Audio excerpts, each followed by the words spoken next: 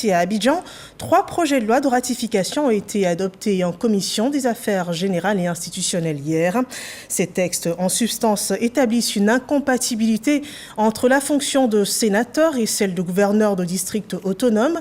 Autre loi, l'augmentation du nombre de responsables de collectivités territoriales et des modifications apportées sur le financement sur fonds publics des partis et groupements politiques. On le voit dans ce point de Moussa Konaté. La loi de septembre 2014 relative au financement des partis et groupements politiques ne prenait en compte que les partis politiques représentés à l'Assemblée nationale.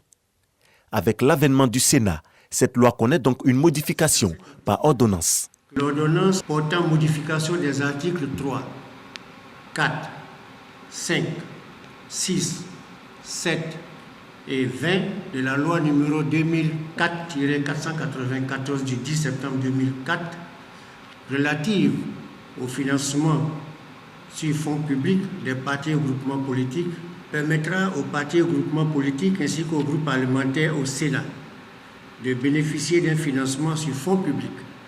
Du reste, au terme de cette ordonnance modificative, le financement alloué aux partis et groupements politiques représente désormais le millième des recettes fiscales de l'État et non du budget de l'État.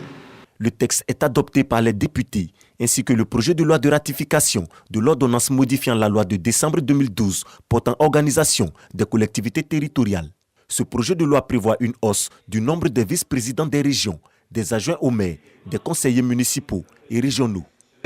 S'agissant de la région, il est ainsi proposé de porter le nombre maximum de conseillers régionaux de 60 à 90, avec un minimum de 35 conseillers régionaux pour les régions dont la population est inférieure à 300 000 habitants. Quant au vice-président, le plafond a été porté à 8 pour les régions dont la population excède 1 million d'habitants contre 6 actuellement.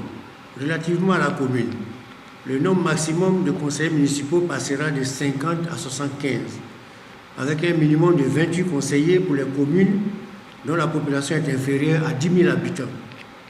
Quant aux adjoints au maire, le nombre maximal est passé de 6 à 8 pour les communes de plus de 1 million d'habitants. Les députés adoptent également le projet de loi portant modification de la loi 2014 portant création, organisation et fonctionnement du district autonome.